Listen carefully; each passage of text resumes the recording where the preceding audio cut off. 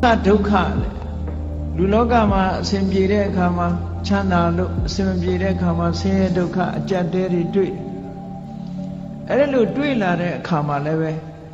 ဆင်းရဲဒုက္ခတွေကြုံတဲ့အခါမှာ depression မဖြစ်ဖို့စိတ်ဓာတ်မကျဖို့စိတ်သက်သာရတဲ့နိလန်းတွေနဲ့တွေးရမယ်မြတ်စွာဘုရားပေးထားတဲ့ general point ကတော့ဘာတုံးဆိုလို့ရှိရင်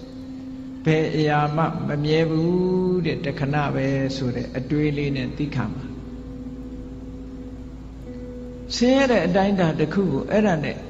ခုခံကာကွယ်ထားသည့်အတွက်ကြောင့်ကိုယ်စိတ်ဓာတ်မှာ depression ဖြစ်တယ်ဆိုတာမရှိဘူးစိတ်ဓာတ်တွေနှိမ့်ကျသွားတာမျိုးမရှိဘူးတဲ့ခုခံနိုင်တယ်အေးချမ်းသာဒုက္ခနဲ့တွေ့လာလို့ရှိရင်လေလူတွေကဘဝင်မြင့်ပြီးအောက်ခြေလွတ်တတ်တယ်အဲ့ဒါလို့မဖြစ်ရအောင်လည်းပဲခုနကအေးချမ်းသာတယ်ဆိုတာလဲထာဝရမဟုတ်ဘူးတခဏမျှတာဖြစ်တယ်လို့မှန်ကန်တဲ့အတွေးလေးတွေနဲ့တွေးပြီးတဲ့အခါမှာကိုယ့်ရဲ့စိတ်ဓာတ်ရိမ့်ရိုင်မှုမရှိအောင်ကြန့်ခိုင်အောင်ကြိုးစားရမယ်ဒါကိုပြောတာကောင်းဆိုးလောကရန်ကြံ့ကြံ့ခံ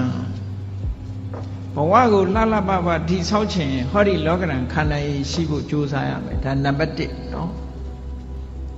လောကရန်ခန္ဓာအောင်ကြိုးစားဘယ်ပုဂ္ဂိုလ်ပဲဖြစ်ဖြစ်လောကရန်ဆိုတာရှိတာကြီးပဲဆင်းရဲတဲ့ပုဂ္ဂိုလ်မှလည်းရှိတယ်ချမ်းသာတဲ့ပုဂ္ဂိုလ်မှလည်းရှိတယ်ဘယ်နိုင်ငံသားပဲဖြစ်ဖြစ်ဘာလူမျိုးပဲဖြစ်ဖြစ်ဘာဘာသာကိုယ်ွယ်ဒါတွေကတညီတယ်ပဲဘာဖြစ်လို့လောကဓမ္မလောကရဲ့သဘာဝလို့ပြောတာနော်ကဲရတယ်ချီးမွမ်းတယ်ဆိုတာချီးမွမ်းတဲ့လူကချီးမွမ်းတယ်ကဲရတဲ့လူကကဲရတယ်အလုံးသိကြလိမ့်မယ်လေတခါတော့က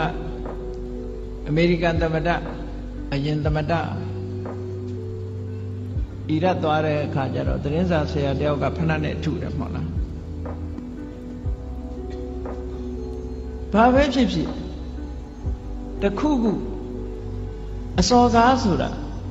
နိုင်ငံကောင်းဆောင်သမ္မတဖြစ်နေစော်ကားခံရတာမျိုးရှိတာစိတ်ဓာတ်ရေးရမတုံလို့ဖို့ကသိအရေးကြီးတယ်ပေါ့ကိုယ်လည်းကိုယ်အတိုင်းတာသူလည်းသူ့အတိုင်းတာလောကမှာနေတဲ့ပုဂ္ဂိုလ်တိုင်းဟာကြည့်စိတ်ဓာတ်ကြန့်ခိုင်ဖို့ကြိုးစားရအဲ့ဒီစိတ်ဓာတ်ကြန့်ခိုင်တယ်ဆိုတာသူကသူကြန့်ခိုင်လာမှာမဟုတ်ဘူးကိုယ်တိုင်ကြိုးစားဖို့လိုအပ်တယ်ဘာဖြစ်လို့လဲဆိုရင်ခန္ဓာကိုယ်ကြီးကြန့်ခိုင်အောင်ဘာတွေလုပ်ကြလူတွေလမ်းလျှောက်ကြတယ်ကျမကြီးလေ့ကျင့်ကြတယ်ဟုတ်တယ်မဟုတ်ကျမကြီးလေ့ကျင့်ကြတယ် physical exercise တွေလုပ်ကြတယ်အားကစားသမားတွေဆိုမမောနိုင်မပန်းနိုင်အားကစားလေ့ကျင့်မှုတွေပြုသို့သောလောကလူသားတွေမေ့နေတာလုပ်ဖို့မေ့နေတာဘာလို့ဆိုရင် mental exercise ပဲစိတ်ကိုကြန့်ခိုင်အောင်ကြိုးစားမှုကြတော့အားပြော့နေကြအဲ့ဒါလို့အားပြော့နေကြသည့်အတွက်ကြောင့်တလောကလုံးတစ်ကမ္ဘာလုံးမှာရှိကြတဲ့လူသားတွေဟာလောကရန်နဲ့ကြုံလိုက်လို့ရှိရင်ရိမ့်ရိုင်ထွက်သွားတယ်စိတ်ဓာတ်ကြန့်ခိုင်မှုအတွက်ကလည်းပဲ physical exercise လုပ်တယ်လို့ mental exercise လုပ်ဖို့လိုအပ်တယ်ပေါ့အဲ့ဒါတရားကျင့်တယ်ဆိုတာအဲ့ဒါပြောတာနော်တရားကျင့်တယ်ဆိုတာအဲ့ဒါပြော physical exercise လုပ်တယ်ဆိုလို့ရှိရင်လူတွေကလမ်းထွက်ရှောင်းရတယ်ကျန်းမာရေးလေ့ကျင့်ရတယ်အပြေးလေ့ကျင့်တယ်ခန္ဓာကိုယ်ကြန့်ခိုင်အောင်လုပ်တယ်ဒါဖြင့်စိတ်ဓာတ်ကြန့်ခိုင်အောင်ဘာလို့ကတရားထိုင်တယ်တို့စိတ်ဓာတ်လေ့ကျင့်ခံယူတယ်စိတ်တည်ငြိမ်အောင်ကြိုးစားတယ်ကိုယ်အိမ်မှာကိုယ်နေရင်ကနေပြီးတော့မှန်ကန်တဲ့အတွေးကလေးတွေတွေးတယ်ဆိုပါစို့လောဘစိတ်တွေများနေတယ်တွေ့တာစိတ်တွေများနေတယ်တဦးနဲ့တဦးခင်မင်ပြီးတော့သိတွေ့တာမှုတွေများနေလို့ရှင်တွေးလေအေးလူဆိုတာတနေ့ကျတော့ခွဲရအောင်ပါပဲဟောမခွဲခင်တို့ဘာတွေလုပ်မလဲတချို့ကအဲ့ဒါမျိုးကိုစဉ်းစားရမှာမစဉ်းစားချင်ဘူးပေါ့စိတ်ဓာတ်ကြန့်ခိုင်အောင်အဲ့ဒါတွေကလေ့ကျင့်ပေးရဆိုပါစို့နုပြိုးနေတဲ့အရွယ်ရှိတဲ့ပုဂ္ဂိုလ်တွေကစဉ်းစားရမှာပါဇရာဓမ္မောမိဇရံအနတ္တိတောငါမှအိုခြင်းသဘောရှိတယ်အိုတဲ့သဘာဝငါမှရှိနေတဲ့အိုခြင်းတရားကိုငါမလွန်မြောက်နိုင်သေးဘူးဒီဟာစိတ်ဓာတ်ကြန့်ခိုင်အောင်လေ့ကျင့်မှုတစ်ခုပဲတချို့အဲ့ဒါတွေတွေးရင်စိတ်ပြည့်စရာကြီးလို့ထင်တယ်မဟုတ်ဘူးစိတ်ပြည့်စရာတွေးတာမဟုတ်ဘူးသဘာဝအမှန်ကိုသိအောင်ကြိုးစားစိတ်ဓာတ်ဆိုတာသဘာဝအမှန်ကိုသိမှတည်ထက်တယ် ရင့်ကျက်လာဗျာတိဓမ္မောမိဗျာဒိနာတိတော်အေးငါခန္ဓာကိုယ်ကြီးဟာနာရတဲ့သဘောရှိတယ်နာခြင်းတရားကိုငါမလွန်မြောက်နိုင်သေးဘူးတွေးပါဆင်ញင်စဉ်းစားပေးပါလေ့ကျင့်ပေးပါစိတ်ကိုဒါနဲ့လေ့ကျင့်အာယုန်နဲ့စိတ်ကိုလေ့ကျင့်ကောင်းတဲ့အာယုန်နဲ့စိတ်ကိုလေ့ကျင့်တာခေါ်တယ်မရဏဓမ္မောမိမရဏနာတိတော်လူတိုင်းဟာသိခြင်းသဘောရှိတယ်ငါလည်းပဲသိခြင်းသဘောရှိတယ်သိခြင်းတရားကိုငါမလွန်မြောက်နိုင်ဘူးလေ့ကျင့်ပေးပါလေ့ကျင့်ပေးသည့်အတွက်ကြောင့်ဟောတန်ရောစဉ်တွေယောပါလာအတွက်ဓာတ်တွေယောပါလာလူတွေကထင်တယ်အတွက်ဓာတ်ယောပါသွားလို့ရှိရင်တဦးနဲ့တူကွဲသွားလိမ့်မယ်လို့ထင်တယ်မဟုတ်ဘူးတန်ရောစဉ်နဲ့တွေ့တာဟာမေတ္တာနဲ့တွေ့တာနဲ့မတူတဦးနဲ့တူမေတ္တာနဲ့ကုညီဆောင်ရှောက်တာကမှပိုးခိုင်တာတန်ရောစဉ်ကမခိုင်ဘူးတန်ရောစဉ်ဆိုတာကိုယ်အလိုချာလေးဖြစ်နေတုန်းနဲ့တန်ရောစဉ်ကိုယ်စိတ်တိုင်းမကြတော့ဘူးဆိုတာနဲ့တပြိုင်နက်တန်ရောစဉ်မရှိတော့တဏှာရဲ့သဘောကကိုယ်ကောင်းစားဖို့ပဲကြည့်တယ်ဆိုပါစို့သားသမီးတွေကိုမိဘတွေကချစ်တယ်နဲ့ပြောကြတယ်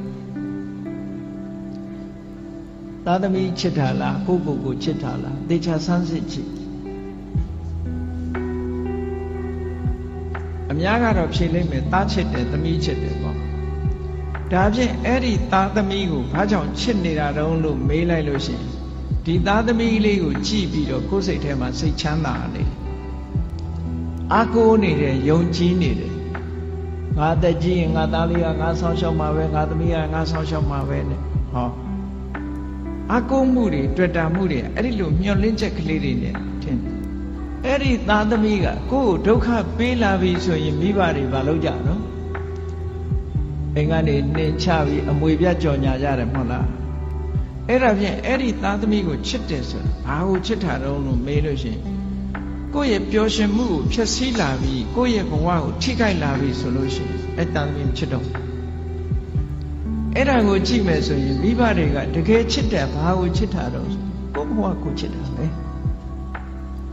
ကိုယ့်ဘဝကိုထိပါလာပြီးနှောင့်ယှက်လာပြီးဆိုရင်လက်မခံတော့ဘူးလေချစ်လာပါတယ်ဆိုတော့ဇနီးမောင်နှံတွေ divorce လုပ်ကြတယ်၊ကွာရှင်းကြတယ်။ဘာဖြစ်လို့ပြောကြတဲ့အခါမှာစိတ်သဘောထားချင်းမတိုက်ဆိုင်လို့ဆိုလိုတာကသူ့စီကကိုပျော်ရွှင်မှုမရဘူးကိုယ့်စီကသူပျော်ရွှင်မှုမရဘူးကိုယ့်ရဲ့ပျော်ရွှင်မှုတွေဆုံးရှုံးကြတယ်အဲ့ဒီဆုံးရှုံးတာကိုမကြိုက်တာပဲအမှန်တကယ်အနိတ္တရာကိုလိုက်ရှာကြည့်လို့ရှိရင်မြတ်စွာဘုရားကဒါကြောင့်မို့ဟောတာအတ္တသမံပေမနတ္ထိကိုချစ်တာလောက်တခြားကိုအချစ်နဲ့တူတဲ့အချစ်ဆိုတာမရှိဘူးလို့ဒီလိုပြောတာဒါတကယ်ကိုအစစ်မှန်ဟောဒါကြောင့်မို့လို့မေတ္တာဆိုတာကတော့အဲ့ဒါမျိုးမဟုတ်ဘူးတဏှာကရယူလို့တယ်ခံစားလို့တယ်ဒါတဏှာချစ်မေတ္တာချစ်ဆိုတာကအဲ့ဒါမျိုးမဟုတ်ဘူးသူများအတွက်ပေးဆက်ချက်မေတ္တာချစ်သူများအတွက်ပေးဆက်တယ်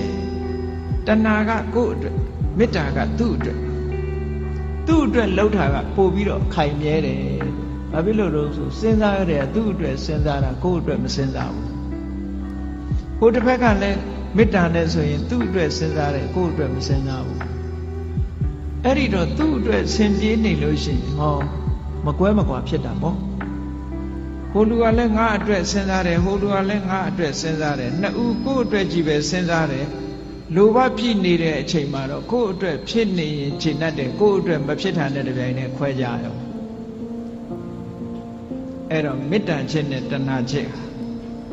တခြားနည်းနဲ့ပြောမယ်ဆိုလို့ရှိရင်မေတ္တာချစ်ကအေးမြပြီးတော့တဏှာချစ်ကပူလောင်နေ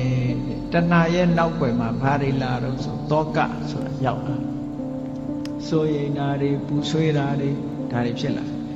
မေတ္တာရဲ့နောက်ွယ်မှာဒါတွေလုံးဝမရှိဘူးအေးချမ်းတယ်တည်ငြိမ်တယ်ဆိုတာဖြစ်တယ်ဒါကြောင့်မို့မေတ္တာနှလုံးသားနဲ့ချစ်နိုင်အောင်ကြိုးစားအဲ့ဒါပို့ပြီးတော့ခိုင်မြဲတယ်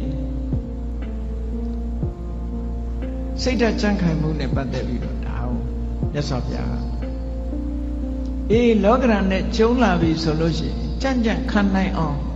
လေ့ကျင့်ရစိတ်ဓာတ်ကိုလေ့ကျင့်ပေးရမယ် လေ့ကျင့်တယ်ဆိုတဲ့နေရာမှာဘာနဲ့လေ့ကျင့်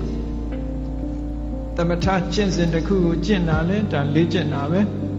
ဝိပဿနာကျင့်စဉ်တစ်ခုကိုကျင့်တာလဲလေ့ကျင့်တာပဲအဓိကကတော့ wise attention လို့ဆိုတယ်မှန်မှန်ကန်ကန်စဉ်းစားတတ်မှုပါယောနိသောမနတိကာရလို့ခေါ်တယ်မှန်မှန်ကန်ကန်စဉ်းစားတယ်ဆိုတာဘာတော့ဆိုရင်အဆိုးဘက်ကမကြည့်ဘူးကောင်းဘက်ကကြည့်အကုသိုလ်ဖြစ်အောင်မကြည့်ဘူးကုသိုလ်ဖြစ်အောင်ကြည့်ကောင်းဘက်ကတွေးတယ်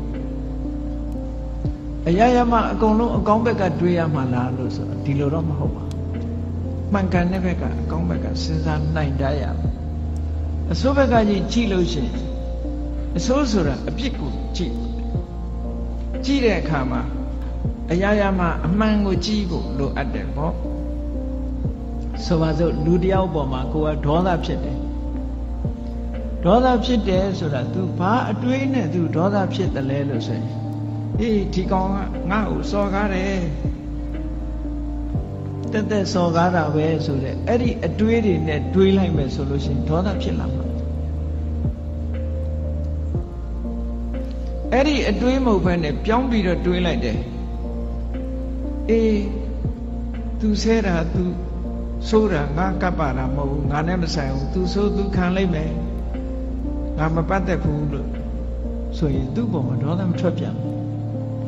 အတွေးလေးဟာဒီနားလေးတွေမဲ့ကပ်ပြီးတော့ခွင့်လွတ်တတ်တဲ့အတွေးဆိုတာလည်းရှိလူတွေကကိုကြတော့ခွင့်လွတ်တယ်သူများကြတော့ခွင့်မလွတ်ဘူးဆိုတာလောကမှာထင်ရှားတယ်နော်ကိုကြောင့်ဖြစ်လို့ရှိရင်မတော်တဆလို့ပြောတယ်သူများကြောင့်ဖြစ်လို့ရှိရင်နမောနမဲ့လို့ပြောတယ်တကယ်ကိုအဲ့ဒါလို့ဖြစ်တယ်နော်သူများကြောင့်တစုံတစ်ခုဖြစ်သွားရင်ဟာဒီလူကနမောနမဲ့နေလို့ဖြစ်တယ်ကိုကြောင့်ဖြစ်ရင်တော့မတော်တဆသူများကြောင့်လည်းမတော်တဆလို့တွေးလိုက်ရင်ဒေါသမဖြစ်တော့ဘူးအဲ့ဒါအော်မတော်တဆဖြစ်ရှာတာပဲနော်ဒါစိတ်ဓာတ်ရဲ့အကြံခံမှုတွေပဲကိုယ်ကိုလေ့ကျင့်ပေးရမှာအောင်ပြောတာသူများပေါ်မှာအပြစ်နေမြင်နေသေးသမျှကာလပတ်လို့မေတ္တာဆိုတာသက်ဝင်နိုင်ဖို့မဖြစ်ဘူးဘယ်ရာပဲဖြစ်ဖြစ်အစဉ်ပြေအောင်စဉ်းစားတတ်ဖို့လိုတယ်ပေါ့အကောင်းဘက်ကကြည်တာတွေဟာစိတ်ဆင်းရဲမှုကိုကာကွယ်ပေးနိုင်တာတော့သိကြတယ်ပုံမြင်လေးတစ်ခုရှိတယ်မြေထားမောင်းတဲ့မြေထားမောင်းသမားတစ်ယောက် engine driver မြေထား driver တစ်ယောက်ဘယ်တော့ဖြစ်ဖြစ်သူကအကောင်းဘက်ကကြီးပဲပြောတယ်အဆိုးဘက်ကဘယ်တော့မှကြည့်ဘူးကောင်းဘက်ကကြီးပဲပြောလို့ရှိတယ်ဒီနေ့ကျတော့ဘာဖြစ်တုံဆိုမတော်တဆသူ accident ဖြစ်တယ်ဆေးရုံတင်လိုက်ရဆေးရုံတင်လိုက်ရတော့ခြေထောက်တစ်ဖက်ဟာမြေထားကျိတ်ပြီးတော့အမတန်အခြေအနေဆိုတော့ခြေထောက်တစ်ဖက်ဖြတ်ရမယ်ကိန်းရောက်သွားအဲ့ဒီမှာသူ့မိတ်ဆွေတွေကသတင်းသွားမေးတယ်မေးရင်သူ့ကိုပြောတာမင်းဘယ်တော့မှဆိုအကောင်းဘက်ကကြီးပဲပြောတယ်အကောင်းကြီးပဲမြင်တယ်မင်းဒီတစ်ခါမင်းကိုမင်းဖြစ်တဲ့အခါအကောင်းမြင်နိုင်အောင်မလားပေါ့အကောင်းမြင်နိုင်အောင်မလားမင်းကိုယ်တိုင်ခြေထောက်တစ်ဖက်ဖြတ်ရတော့မင်းဘယ်လိုလုပ်အကောင်းမြင်မလို့ဆိုအဲ့ဒီလူကပြုံးပြီးတော့ဘာပြောတော့ဆိုလို့ရှိရင်တငယ်ချင်းတို့တဲ့ငါဒီကနေ့ကစပြီးတော့ခြေထောက်ဒီဖဏတ်ဟာတစ်ဖက်ဖိုးသက်သာသွားပြီငါဖဏတ်ဟာနှစ်ခုမဝယ်ရတော့တစ်ခုပဲဝယ်ရတော့အကောင်းဘက်ကနေကြည့်ပြောတာနော်ဖဏတ်တရံထဲမှာတစ်ဖက်စာပဲငါဝယ်ရတော့မယ်ဆိုတစ်ဖက်ဖိုးငါသက်သာသွားပြီလို့ပြောတယ်ခြေထောက်ဖြတ်ရလို့ဖြစ်ရလေခြင်းဆိုတဲ့အတွေးကိုမတွေးဘူးအေးဖဏတ်တစ်ဖက်ဖိုးသက်သာသွားပြီအကောင်းဘက်ကမြင်တာတချို့နေရာမှာ wise attention ဆိုတာအဲ့ဒါမျိုးကိုပြောတာတစုံတစ်ခုဖြစ်လာလို့ရှိရင်စိတ်ဆင်းရဲနေမဲ့အစား